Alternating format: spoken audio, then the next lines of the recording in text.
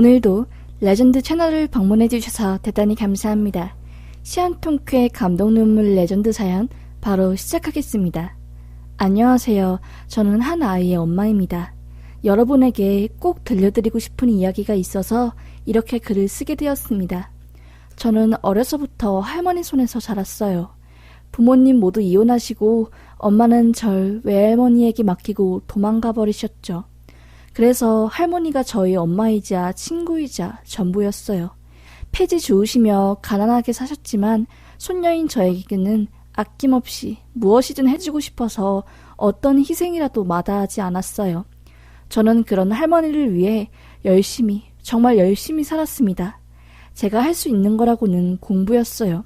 할머니가 어디선가 얻어와 주신 문제집들과 책으로 어두컴컴한 안방에서 TV를 틀고 TV에서 비쳐나오는 불빛으로 문제를 풀고 공부했지요. 고등학교 올라가서는 제 가정 환경을 알고 계신 담임 선생님께서 선생님들 전용으로 나오는 문제집과 해설집들을 챙겨주셔서 그걸 풀면서 공부했던 것 같아요. 남들 다 다니는 학원 하나 못 다니고 애들 따라가느라 정말 아침 일찍 학교에 가서 밤 12시까지 야자실 다니면서 그렇게 공부했던 것 같아요. 고등학교 1학년 때는 하위권을 머물렀지만 정말 문제집을 눈물로 적시면서 공부한 결과 고3 들어가자마자 모의고사로 전교 10등 안에 들었고 9월달 올라가서는 모든 과목에서 1등급이 나오는 결과를 냈습니다.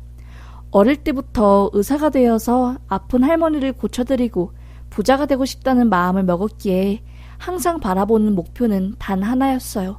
의대였습니다. 남들은 어려울 거라고 했지만 저는 의지를 굽히지 않았어요. 1학년 때 내신이 낮았었기 때문에 수시로 의대를 쓰지 못하고 정시 준비를 했습니다. 그렇게 봄, 여름, 가을이 지나고 대망의 수능날이 다가왔어요. 할머니가 바리바리 싸준 도시락을 들고 수험장에 들어갔습니다. 극악의 난이도였던 국어를 1교시에 무사히 끝내고 의대 가기 위해서 가장 중요했던 수학시험을 치르게 되었습니다. 그런데 절반 정도 문제를 풀었을 때 갑자기 배가 살살 아프기 시작한 겁니다. 참자, 조금만 참자 하는 마음으로 3분의 2 정도 문제를 풀었을 때 도저히 참지 못하는 지경에까지 갔어요. 몸에서 식은땀이 줄줄 나고 오한에 걸린 것처럼 온몸이 부들부들 떨렸습니다. 저는 결국 감독관에게 손을 들어 뒤에 보조 감독관님과 함께 화장실에 갔습니다. 정말 누가 배를 찢는 것 같은 고통 끝에 결국 15분을 화장실에서 보내고 저는 20분밖에 남지 않는 수학시험을 보게 되었어요. 가장 중요한 문제들이 뒤에 있었기에 그 문제들을 온전히 다 풀지 못하고 결국 정답표를 내게 되었습니다. 종료하는 종이 울리자마자 얼마나 울었는지 몰라요.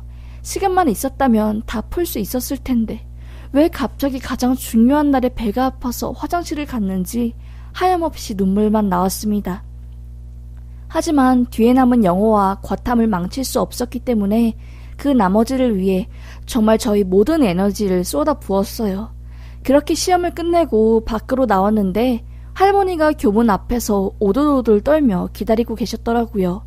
저를 위해 폐지 줍는 것도 3일이나 안 하시고 하루 종일 시험 보고 있는 저를 교문 앞에서 기도하며 기다리고 계셨던 거예요.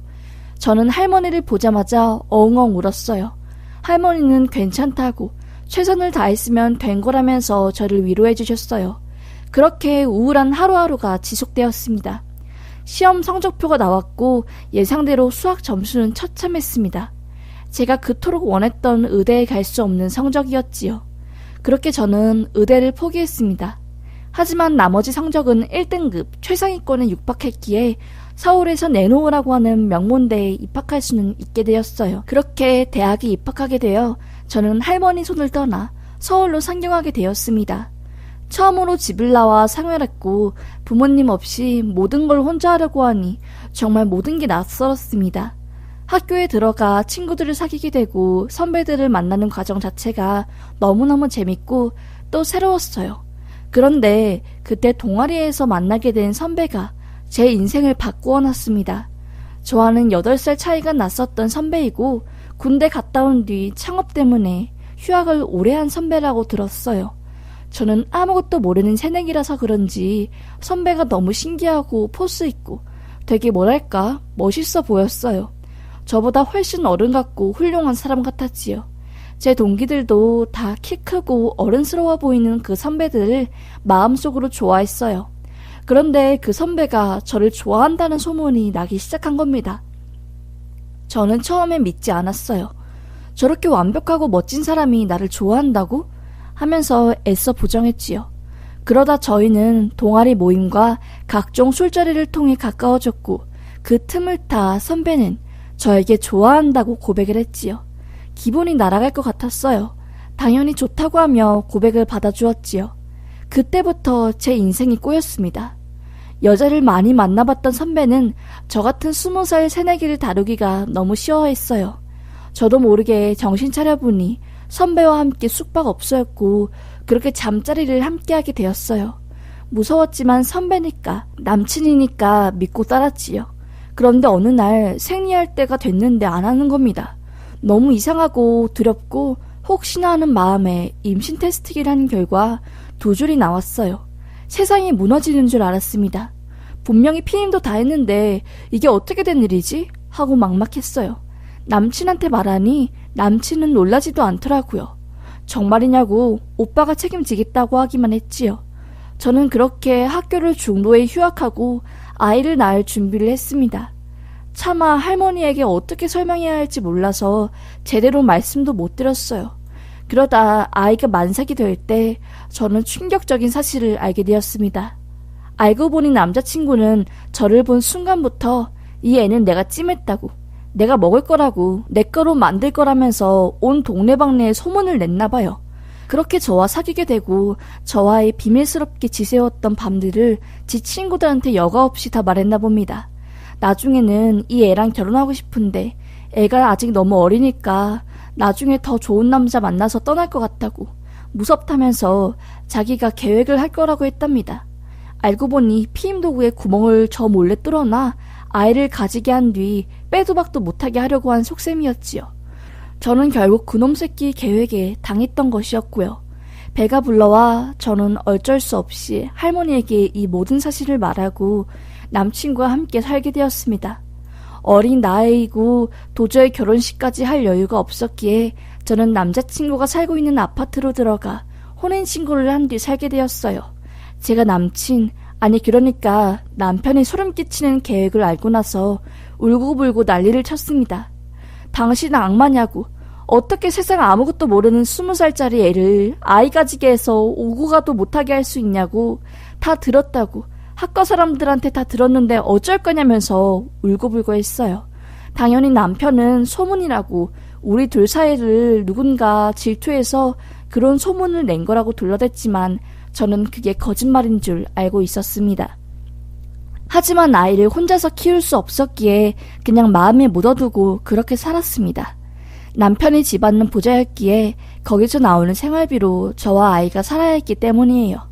그렇게 우여곡절 출산을 하게 되었고 정말 눈에 넣어도 안 아플 딸 아이를 낳게 되었어요.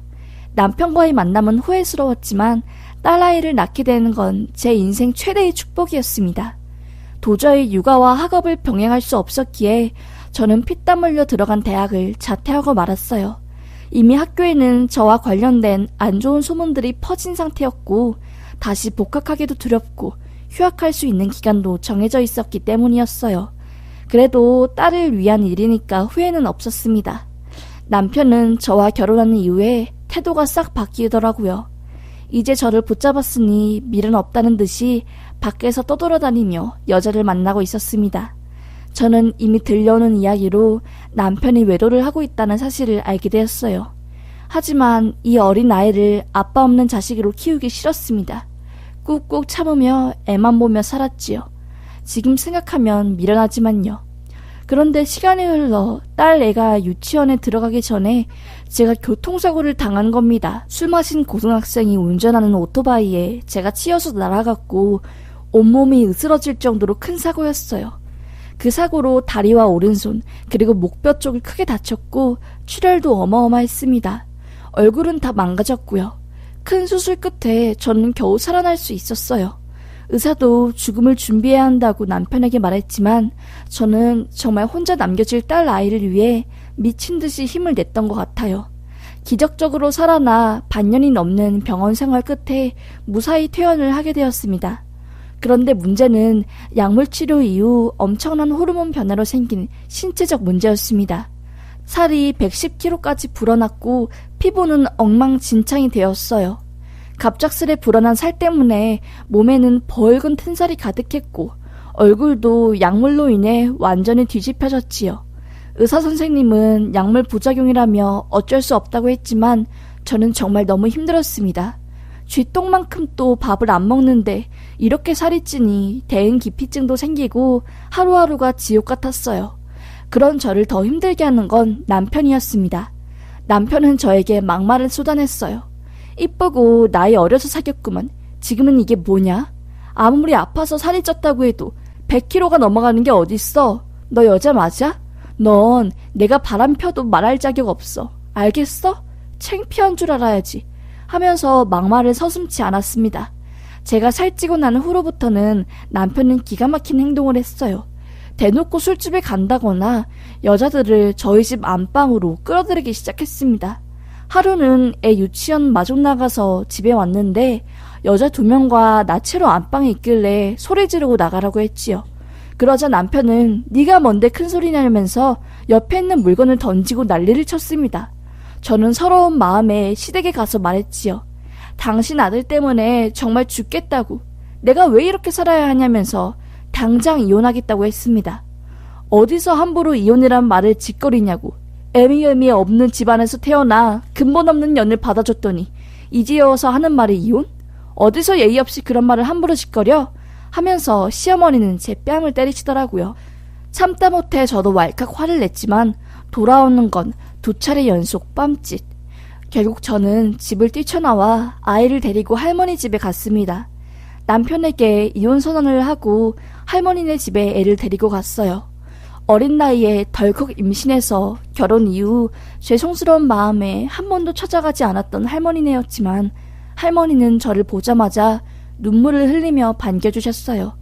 괜찮다고, 이제라도 와줘서 고맙다고 하시는데 제가 정말 몹쓸 짓을 할머니에게 했구나 했습니다.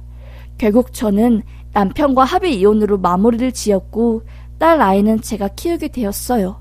시골에서 폐지 줍고 다니는 할머니의 환경은 넉넉하지 못했고 저도 엄청나게 불어난 살과 육아로 인해 어디서 일을 할 수도 없었습니다. 하지만 저는 전 남편과 시댁에 대한 복수심으로 부글부글 차올랐어요.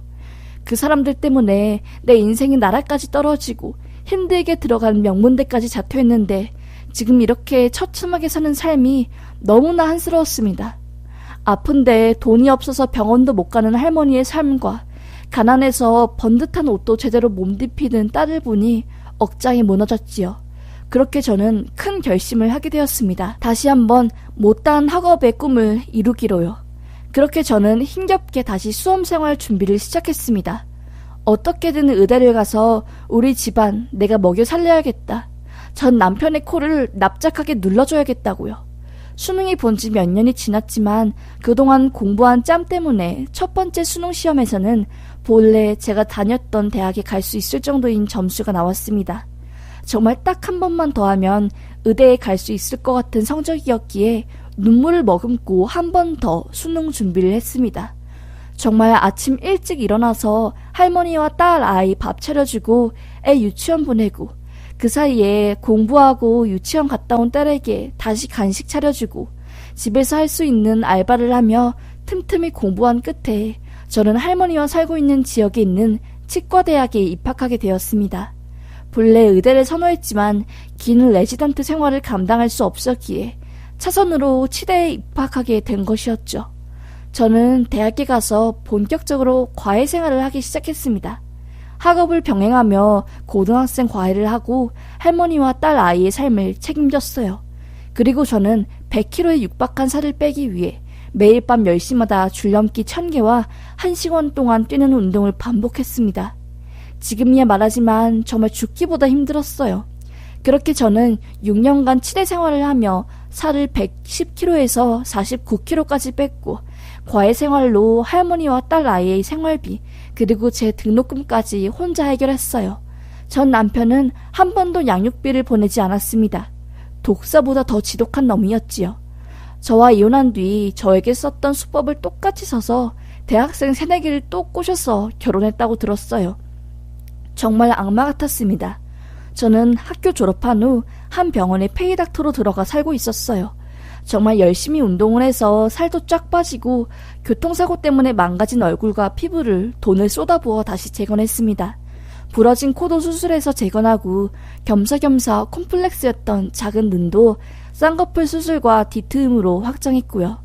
누가 봐도 정말 늘씬하고 예쁜 여자가 되었습니다. 치과의사 버프를 받아서 남자들에게 수없이 대시를 받기도 했고요. 물론 제가 한 번 이혼한 여자란 걸 모르는 남자들이 대시였긴 했지만요.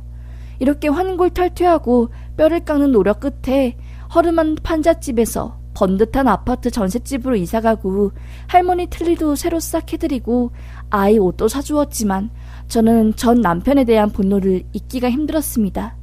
남들은 전부 잊으라고 용서하는 게 너의 마음에 좋을 거라고 했지만 화병을 어쩔 수 없더라고요.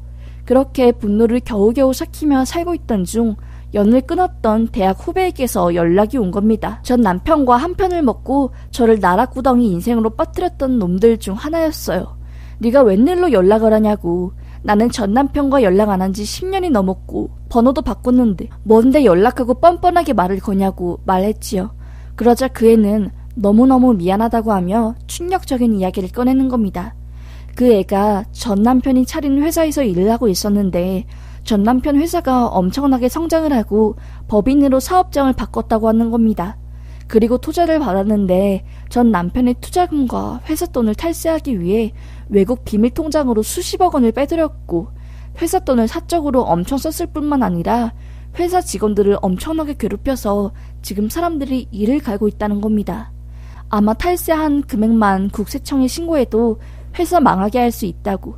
그런데 전 남편이 직원들 핸드폰에 어플을 깔게 했는데 그게 감시할 수 있는 어플이라서 아무도 나서지 못하고 있다고. 본인은 너무 화가 나서 대들었다가 재떨이로 맞고 머리가 찢어져서 지금 퇴사한 상태인데 탈세 관련 비리 자료들을 다 가지고 있다고. 그래서 누님한테 보내드리고 싶다면서 저에게 제안을 하는 겁니다. 같이 복수하자고요. 저는 너무 망설여졌지요. 하지만 이건 절호의 기회다 라고 생각했습니다. 결국 저는 일주일간 그 동생을 만나서 만만의 준비를 했어요.